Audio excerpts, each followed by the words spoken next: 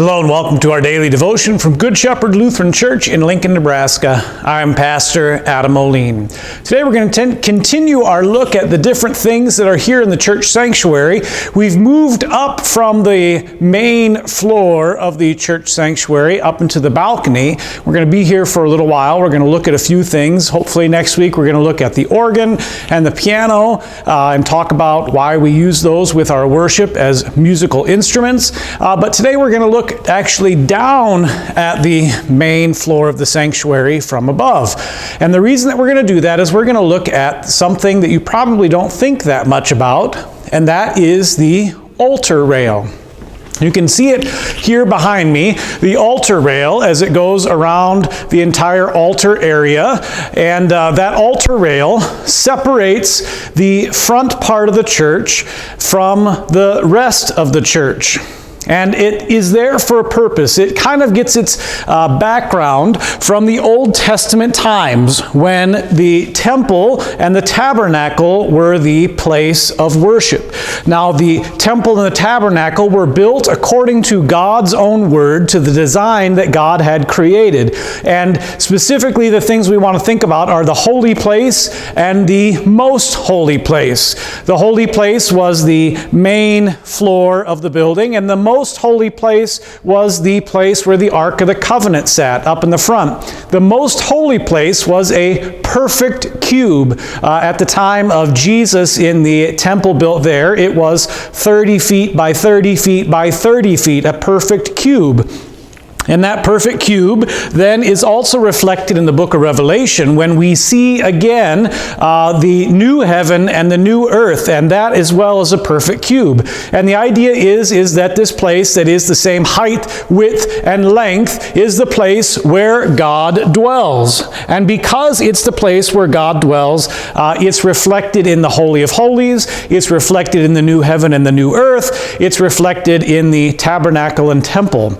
We have that same sort of idea that takes place in our church sanctuary. We have, if you will, the most holy place up here where the altar is, and then the rest of the sanctuary is the regular holy place. That's what the word sanctuary means, in fact.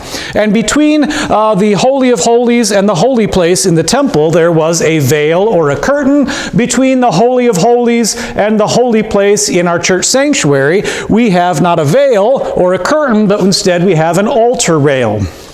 That altar rail is the dividing line. It's not that one spot is necessarily more holy, but in one sense, we do have Christ's physical presence up here on the altar in the bread and the wine for forgiveness of sins when we have the Lord's Supper. And so in that sense, God's presence is literally in that most holy place up there inside the altar area. Now, when we come then to the altar rail to receive God's gift of the Lord's Supper, we are coming into the physical presence of God. And so we're coming right up to the edge of that Holy of Holies, and we're receiving the very presence of God in, with, and under bread and wine. A couple things about it. You'll notice that the altar rail is designed for people to kneel there. Kneeling is, in a sense, an act of worship. We're not worshiping bread and wine per se. We're worshiping Jesus, who is God in the flesh and who is coming to us in, with, and under bread and wine. Now, I know some people are unable to kneel, and that is perfectly acceptable then to also stand up there, but that's the idea, why we kneel, to come into God's presence, to come to Christ, and to receive the gifts that He gives. It's the same idea that when you meet the President or the Queen of England, you bow or you show reverence towards their particular office. When we come up to the altar rail, we show reverence to Christ. A couple other things I want to point out. You'll notice that if you were to take our particular altar rail and you were to take a picture of it and then turn it 180 degrees and put another one on the other side, that it would be a perfect octagon. And that also is important. There are some that are octagons like ours, and there are some that are perfect circles. There's some that are a little other shaped as well. It just depends on the church architecture. But an octagon is really important because an octagon has 8 sides. And 8 is the number of recreation. You remember in Genesis 1, God made the heavens and the earth in 6 days, and on the 7th day he rested. And then the number 7 came to represent God's creation, which he made in the 6 days plus 1, 7.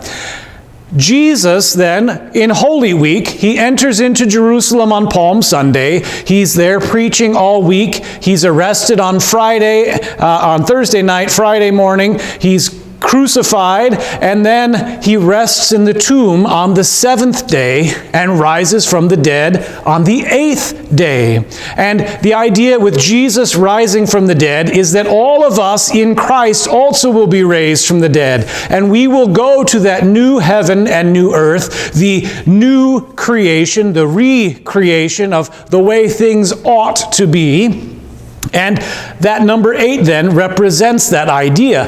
That's the reason that our altar rail is an octagon. Well, wait a second, Pastor. It's only half of an octagon. There's not the other half there. Well, if you look at it again, I want you to imagine now the other half of that octagon. And then think about the words that we say during the communion liturgy. When we say, with angels and archangels and with all the company of heaven, we laud and magnify your glorious name, evermore praising you and saying. And then we sing the Sanctus, holy, holy, holy. The idea is, in the way that things are designed, is that the other half of the octagon is actually on the other side of the wall. And it's a way for us to think about the church militant and the church triumphant. Here on earth, as Christians, we are a part of the church militant. That means we're still here in the battle against sin, the flesh, and the devil, and we will be until Christ either returns or we die and go to be with him. And so we're on this side of the altar rail. But in our minds, it's not a necessary reality that we can see. In our minds, we know the truth that when we come to the Lord's table and receive the Lord's Supper, that we are participating in the heavenly banquet. And so as we come up here, we can imagine that on the other side of the wall that we cannot see, there's the exact same thing taking place in heaven, with the people who are now with Christ participating in the heavenly banquet, receiving God's love and mercy and grace just as we are. On the other side of things, of course, they're in the church triumphant. They have left this world and they will be at peace and comfort forevermore. And so the idea is the octagon is there and complete, at least in our minds, and it's a way to teach us that here we're still in the midst of the battle of the church militant, but on the other side we know what's ahead and where our loved ones who have died in the faith are, in the church triumphant. And together as one holy Christian church, we receive God's gifts. So think about those things when you think about the altar rail. I know it's kind of just a weird little piece of furniture, but the idea is all of those things. The Holy of Holies is behind it, where Christ is physically present. The octagonal shape, teaching us about the new creation and the resurrection of the dead. And then also the church militant and the church triumphant, all partaking in the heavenly banquet of Christ in his kingdom. There's probably even more we could say about that, but I think that's enough for right now. We'll continue to look at some of these things. We'll look at the organ, we'll look at the piano. We're going to talk about the directions that pastors face when they say particular things and why. You'll have to tune in next week for more of these things. God's blessings on your day.